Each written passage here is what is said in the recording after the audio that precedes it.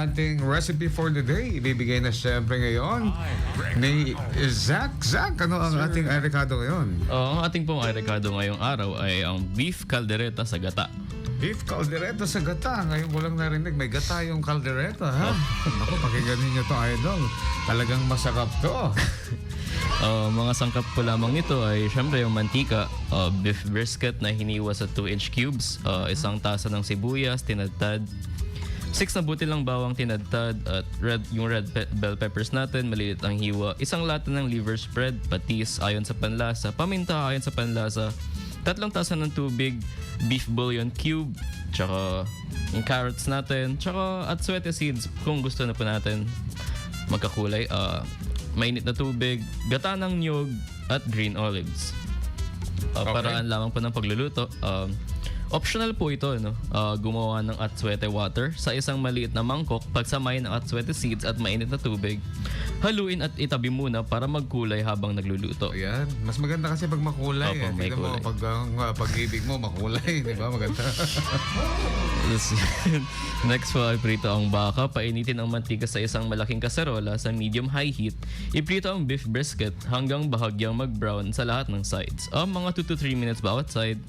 Gawin ito ng paisa-isa kung kinakailangan. Ilabas at itabi muna natin. Tapos yun, bubuin na natin ang base ng kaldereta. Sa parehong kaserola, igisa ang sibuyas, bawang at isang tasa ng bell peppers hanggang lumambot at mabango. Mga 4 to 5 minutes. At idagdag na rin natin ang ating liver spread at aluhin hanggang tuluyang matunaw at mahalo sa ginisa ang mga 2 to 3 minutes. Pakuluin at palambutin ng baka, ibalik ang baka sa kaserola, timplahan ng patis at paminta ayon sa panlasa at idagdag ang tubig at beef bouillon cube. Pakuluin sa kahinaan ng apoy, takpan at pakuluan ng marahan hanggang lumambot ang karne.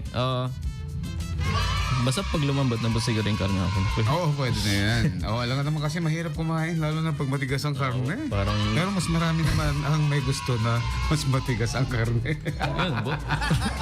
Yung aso. Diba? Gusto yung karne na matigas. Kasi yun, idagdag na po natin yung ating twist sa ating kaldereta. Idagdag yata natin yung gata. Ibuhos ang gata at pakuluan ng walang takip hanggang bahagyang lumapot ang sabaw. Mga 7 to 8 minutes. Tapos yun, timplahan at tapusin. Ayusin ang timpla gamit ang dagdag na patis at paminta kung kinakailangan.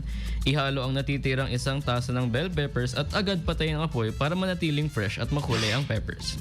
Tapos yun, pwede natin siyang ihain, ilipat sa serving bowl, budburan ng hiniwang green olives at ihain ng mainit kasama ng kanin. Ayan, Yan. okay na to. Ayan na po, Tikiman time. Kain na na, mga idol. Napakasarap naman yan. Sir. Alright, dito na yan sa IFM. At meron tayong katanungan ngayon para sa ating question of the day para po kayo manalo ng libreng electronic load. At sino-sino ang trio DJs na napapakinggan mo sa iBigatin. Alright, at text ninyo ang inyong sagot, name, address, age, at saka isend ninyo sa ating dalawang hotline, 0919-3776-995 at 0995-721-2291 sa inyong paboritong estasyon ngayon. 99.5 IFM, ang idol kong FM.